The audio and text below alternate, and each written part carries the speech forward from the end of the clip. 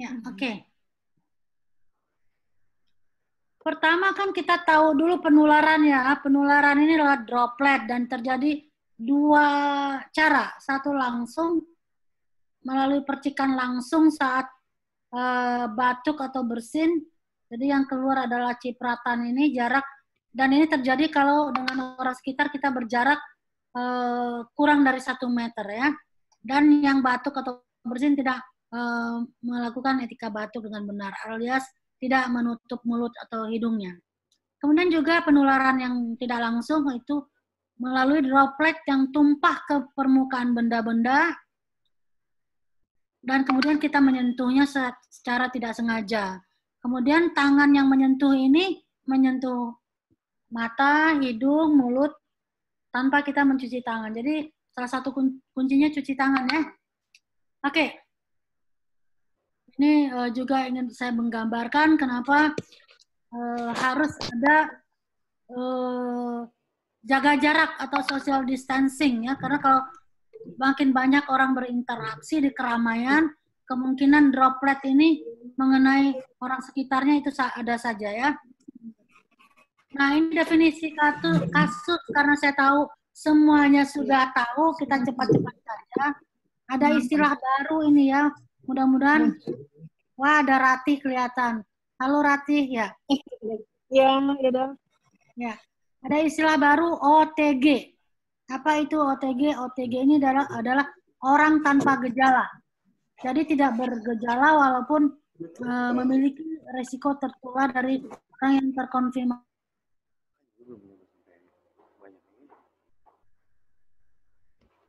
Di antaranya adalah kita, petugas kesehatan, kalau kita tidak memakai APD. Tapi kalau pakai APD, insya Allah aman ya. Sama dengan kasus positif atau yang bepergian, tetapi ini masalah bepergian sekarang sudah tidak penting lagi, mengingat Indonesia sudah menjadi negara terjangkit. Ya, mungkin juga kenal dengan orang dalam pemantauan ya, ODP, dan orang dalam pengawasan. Baik, ini kita lewat ini karena ini ada di buku pedoman. Nah, sekarang ada lagi gejala tingkat keparahan, ringan, sedang, dan berat. Yang ringan itu hanya demam, nyeri tenggorok, hidung tersumbat, merasa lemah, tapi tidak ada pneumonia dan tidak ada komorbid. Kalau yang sedang adalah yang tadi ditambah dengan sesak nafas, ya, frekuensi nafasnya lebih dari normal. Kemudian kalau yang berat adalah ada juga ditemukan leukopenia, ya, dan pada fototoraknya itu ada pneumonia, dan yang jelas klinisnya ada distress pernafasan, itu yang berat. Tentu saja untuk ini kita perlu penunjang. Penunjang yang pertama yang mudah melihatnya adalah fototoraks ya. Itu fototoraks, kalau sudah jelas fototoraknya pneumonia dan gejala lainnya sudah jelas, apalagi sudah ada hasil yang menunjukkan positif, maka CT toraks tidak diperlukan lagi ya. CT toraks dilakukan bila ada keraguan-raguan. Tapi umumnya kalau pasiennya sudah sedang atau berat, itu gambaran pneumonia di parunya sangat jelas. Kemudian kita juga melakukan pemeriksaan darah perifal lengkap, biasanya ditemukan leukopenia atau bisa juga normal tapi ada limfopenia. Dan yang tentu saja yang menjadi gold standar adalah pemeriksaan RT-PCR.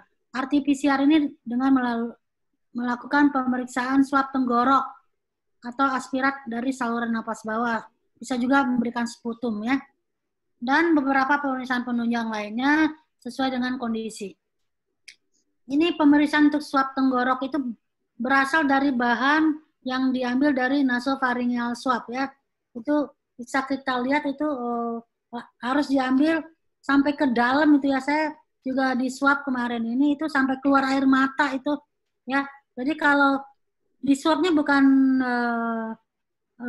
dangkal atau di permukaan, tapi harus teririn apa namanya alatnya ini yang dakron ini. Ya. Lidi dakronnya harus sampai ke dalam. Ini nanti biasanya dilakukan oleh lab technician yang berasal dari laboratorium mikrobiologi atau patologi klinik. Tapi bisa juga diberikan sputum ya, atau bisa dari bahan dari bal. Nah, sekarang kita bicara tata laksana. Ke handphone Bu Animul lagi dipakai webinar ini. Ya, oke. Bu Ani, dengerin dulu ya. Jadi, tata laksana pertama untuk pasien yang sudah positif, terkonfirmasi COVID positif, tapi tidak ada gejala. Sekarang banyak yang demikian. Dikatakan orang yang tanpa gejala ini sampai 15%. Kalau digabung dengan yang ringan itu 80% ya. Orang-orang yang tanpa gejala ini walaupun positif harus isolasi di rumah. Kenapa? Dia nggak ada gejala karena sistem imunnya bagus. Kalau dia berkeliaran ketemu dengan lansia yang sistem imunnya kurang baik atau orang-orang dengan komorbid, maka dia bisa menjadi sumber penularan karena penularan itu bukan saja dari batuk atau bersin, sekarang sudah dari tertawa atau berbicara, apalagi kalau orang berbicaranya itu pakai hujan lokal. Nah, itu ada kemungkinan menjadi sumber penularan ya. Kemudian orang-orang yang tanpa gejala ini selain isolasi mandiri juga dibekali dengan leaflet untuk apa-apa yang masih di rumah dan berikan vitamin C dan kontrol ke puskesmas. Oke. Baik, kemudian juga ada yang dengan gejala ringan. Nah, gejala ringan ini cukup diatasi di puskesmas ya, dan juga isolasi mandiri di rumah, diberi edukasi dengan memberikan leaflet, bisa mendapat vitamin C, kloroquine atau azitromisin. Antivirus tidak mesti diberikan, hanya kalau memang ada persediaan.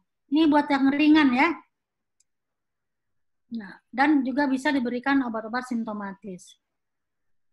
Nah, gejala yang sedang ini kan rujuk ke rumah sakit. Nah, bisa juga rumah sakit Fatmawati ya, atau ke Wisma Atlet. Ya. Di rumah sakit bisa diberikan azitromisin, kloroquine fosfat, dan antivirus. Antivirusnya ini boleh pilih ya, tapi nggak boleh semua antivirus masuk. Kalau ada oseltamivir, berikan oseltamivir. Kalau tidak ada, berikan favipiravir atau Vigan. Ya. Dan juga diberikan vitamin C dan obat-obat simptomatis lainnya.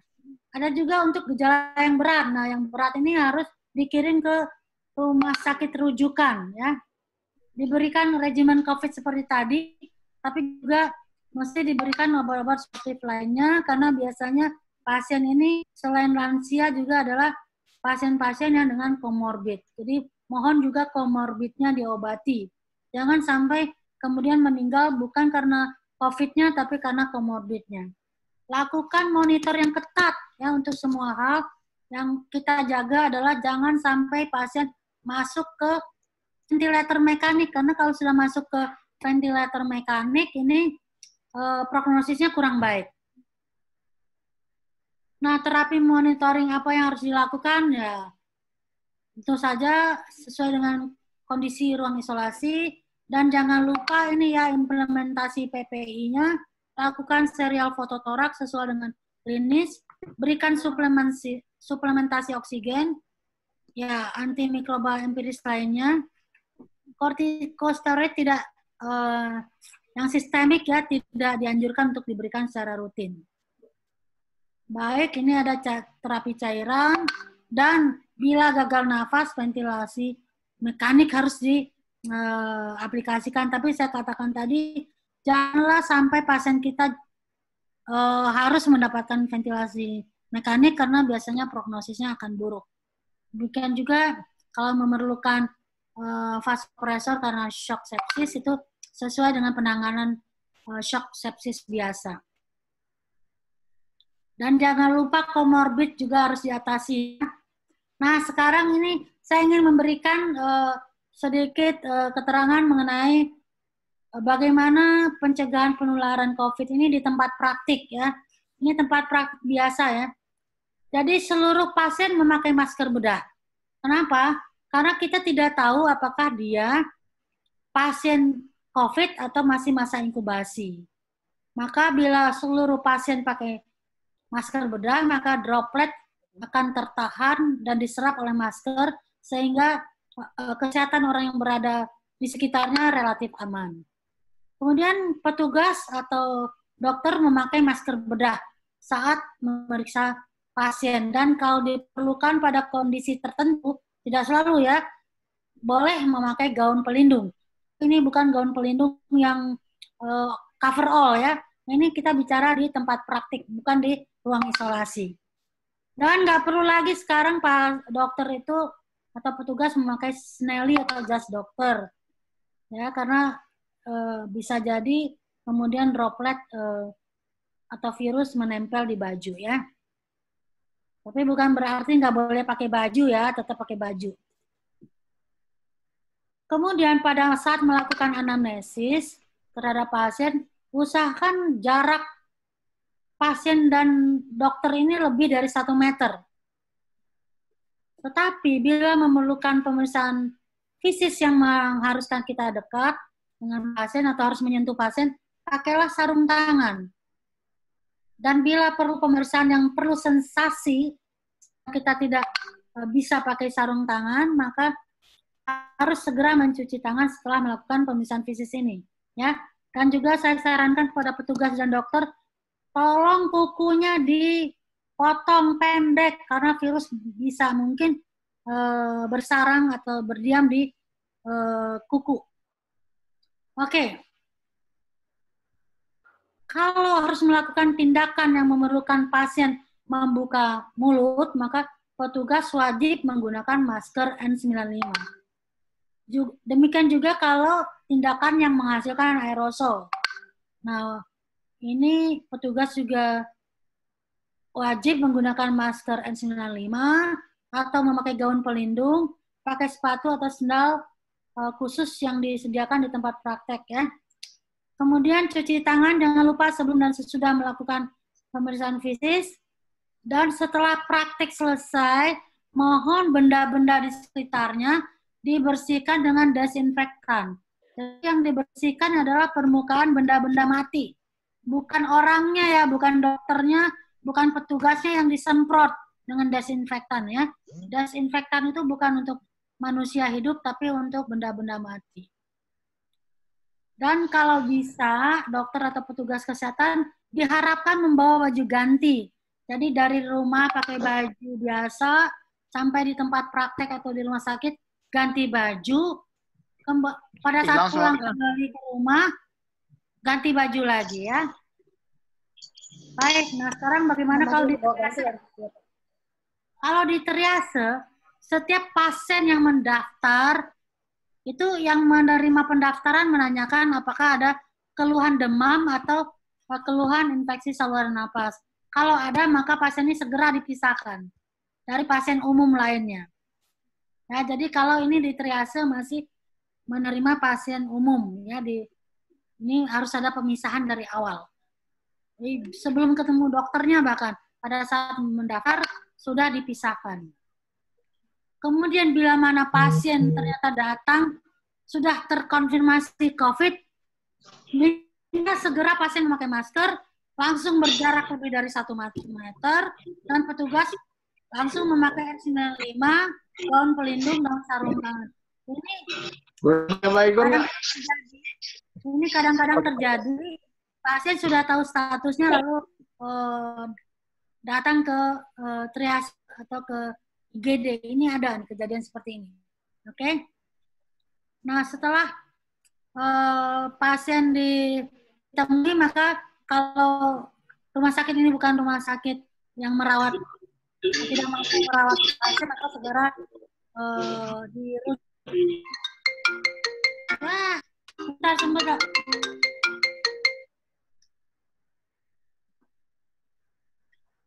Sebentar ya, ada sedikit.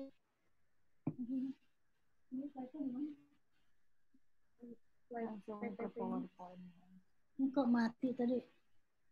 Nah, oke. I'm back. Ya, tadi ada iklan. Ini kembali lagi. Oke, kita sudah sampai kepada ternyata pasiennya sudah positif. pasien pakai masker dan kita pakai N95, gaun pelindung dan sarung tangan ya.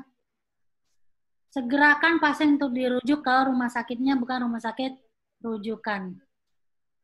Apakah saya bisa didengar? Bisa, Dok. Siapa ini telepon-telepon dulu? Bisa, Dok. Silakan, Dok.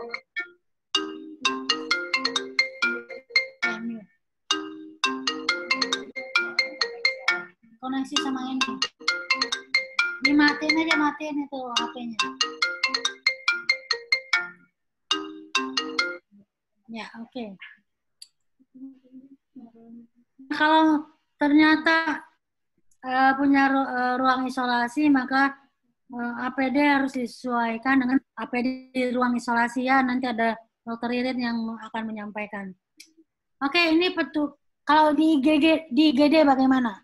Nah, IGD ini langsung dipisahkan pasien biasa dengan pasien yang bergejala infeksi saluran nafas ya. Dan seluruh pasien di IGD harus memakai masker bedah, bukan hanya pasien yang ada infeksi saluran nafas. Jadi seluruh pasien di IGD memakai masker bedah. Dan dokter atau petugas juga memakai masker bedah dan menjaga jarak minimal 1 meter. Dokter tidak menggunakan Snelly atau jas dokter. Oke. Ini selanjutnya untuk pemeriksaan yang mengharuskan pasien membuka mulut, maka petugas kesehatan yang buka mulut itu siapa aja ya? Dokter gigi, dokter THT, atau dokter dari lab karena harus melakukan swab. Maka petugas memakai masker N95, sarung tangan, gaun pelindung, sepatu atau sendal rumah sakit. Nah, ini untuk dokter paru nih, dokter Rati ya. Bila ada pasien yang harus menjalani inhalasi dengan nebulizer, maka tempat melakukan inhalasi harus dipisahkan di ruangan yang berbeda dan sendirian untuk menghindari aerosol terhirup oleh orang di sekitarnya. Dan lakukan cuci tangan sebelum dan sesudah melakukan pemeriksaan fisik. Kemudian dokter dan petugas juga diharapkan membawa baju ganti ya. Jadi dari rumah bajunya lain sampai rumah sakit lain pulang juga ganti baju. Nah, nanti barangkali Bu Loli akan belanja ke H&M ya, beliin semua petugas baju ya, buat baju ganti. Ini di ruang tindakan atau ruang operasi ya. Ini kan satu pintu ya, alurnya satu pintu dan semua petugas pakai APD lengkap. Oke, APD-nya lengkap. Dan pasien yang masuk OKA sudah memakai masker bedah dari awal. Ya. Ketika intubasi nih, bila menggunakan blade disposable, maka dapat menggunakan blade biasa dengan selalu membersihkan atau ya untuk alat-alat itu dibersihkan ya, dan satu alat untuk satu pasien. Kalau mungkin bisa teknik intubasinya dengan rapid sequence intubation karena durasinya sangat cepat, kurang dari 3 menit. Tapi silakan ini nanti disesuaikan dengan kondisi masing-masing rumah sakit. Nah, bagaimana kalau di ruang rawat biasa? Ini bukan ruang rawat COVID loh ya. Ini ruang rawat biasa atau ruang rawat umum.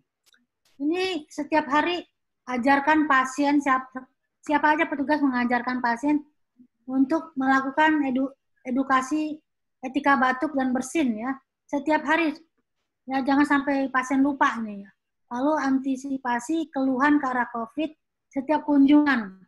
Atau saat visit ditanya, ini mungkin dokter bedah atau dokter kebedanan visit pasien tetap ditanya, apakah ada keluhan yang ke arah COVID ya. Dan kemudian jaga jarak 1 meter dengan pasien. Kalau terpaksa harus dekat, pakai masker dokternya ya. Jadi setiap visit pakai masker dan cuci tangan. Visit tidak perlu pakai Snelly atau jas dokter. Dan juga dokter atau petugas diharapkan membawa baju ganti. Ini alat pelindung diri untuk analis laboratorium. Pengambilan darah bisa menggunakan masker bedah jas laboratorium biasa, dan sarung tangan. Tetapi khusus untuk pengambilan spesimen swab, nasofaring dan orofaring, karena pasien membuka mulut, ada kemungkinan ada aerosol yang keluar atau pasien bersin karena di orofaringnya dikitik-kitik ya, atau karena juga nasofaring hidungnya di swab itu mungkin bisa bersin, maka petugas harus memakai APD lengkap, yaitu masker 95, pakai Google, pakai gaun, sarung tangan biasa, plus sarung tangan panjang, dan sepatu tertutup. Bila masker N95 tidak tersedia, dapat diganti dengan masker bedah, tetapi pakai face shield ya. Itu face shield itu sudah banyak sekali sekarang diproduksi. Untuk radiografer, kalau pasiennya harus di ronsen, pakai masker bedah, jas radiografer biasa ya. Kelompok lain nih, karyawan lain, contohnya cleaning service, satpam, petugas administrasi, pendamping orang sakit atau yang tidak dekat kontak dengan pasien, ini juga perlu diberikan edukasi mengenai cara penularan. Jadi karyawan menggunakan masker bedah ketika berinteraksi dengan pasien. Lalu karyawan diharapkan membawa baju ganti dan mengganti baju sebelum pulang ke rumah. Cleaning service menggunakan sarung tangan saat membersihkan barang benda-benda atau tempat. Ini pedoman lift di rumah sakit, saya kira ini sudah sangat-sangat umum. Di lift itu orang berjarak dan juga ditentukan arah menghadapnya kemana. Ya, rata-rata menghadap ke dinding itu kalau saya tidak salah, kecuali yang di depan itu menghadap ke pintu lift. Tetapi dinding dan tombol lift ini harus dibersihkan dengan desinfektan ya setiap jam. Ya, jadi yang disemprot dibersihkan dengan desinfektan itu adalah benda-benda mati seperti tombol lift, dinding lift ya. Bukan orang yang naik lift disemprot ya.